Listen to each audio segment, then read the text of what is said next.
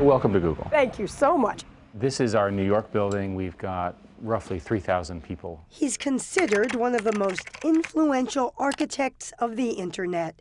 After a dozen years helping build Google, where he's now executive chairman, into an international powerhouse. This is the original IBM personal computer. But at 58, Eric Schmidt still remembers struggling with the original IBM personal computer some 30 years ago. It used little floppy disks that went in here that were always breaking. And to give you an idea, your computer, the one that you have on your phone, is about 100,000 times more powerful and has about 1,000,000 times more disk storage than this.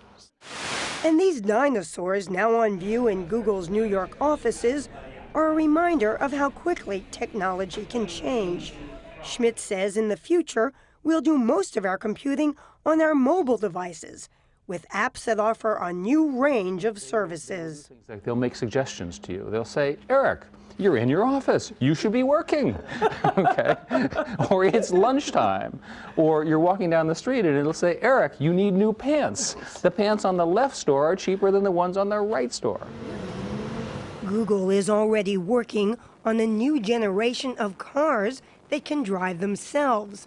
And Schmidt predicts many more advances in the book he's just co-written, The New Digital Age. These are the voyages of the Starship Enterprise. Example, devices like something out of a science fiction show that bring three-dimensional sounds and images right into a room. Exit holodeck. You're telling us that things like the holodeck from Star Trek are really going to occur in our lifetimes? With your permission, what will happen is these digital devices will have a memory of where you were and what you did. And so you'll go into a room and recreate that memory around you, right? Because the visuals will be there, the video is there, and you'll have that tremendous feeling of where you were and what you do.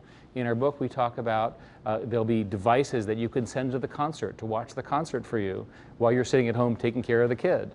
And you'll have the same experience, and with a technology called haptic technology, you can feel the pounding, right, as you're sitting in your living room.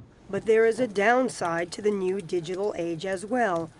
Schmidt predicts that we will all have to work harder to guard our personal information from identity theft as crooks get savvier. When we first started building the internet, we didn't even have passwords because we trusted everybody. And we never figured that criminals would show up on the internet. And can we just get rid of them now? But even more troublesome is the scenario he paints for nations, a future where virtual armies become as important as real ones to cope with a new era of permanent cyber warfare, which he says the Chinese are already waging. There's evidence that China is busy stealing the intellectual property of American firms to help compete with them.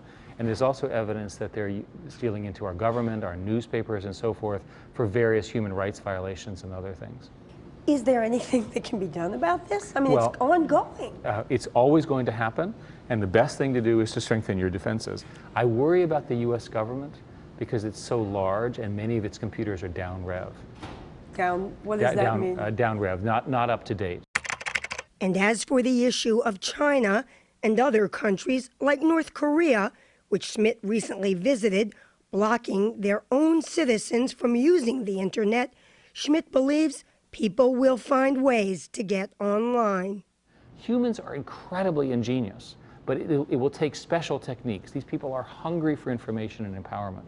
And as the hunt for the Boston bombers showed, the world of digital technology will increasingly provide new methods for tracking terrorists.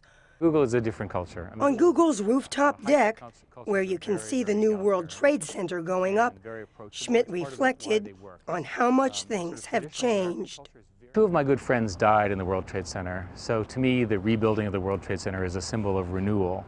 I often wonder in the 90s, if we had the tools and techniques today, would we have seen it? Would the computers have seen the patterns in a way that we didn't then? And Eric Schmidt believes that technology and the way we use it has the ability to make us safer in the future.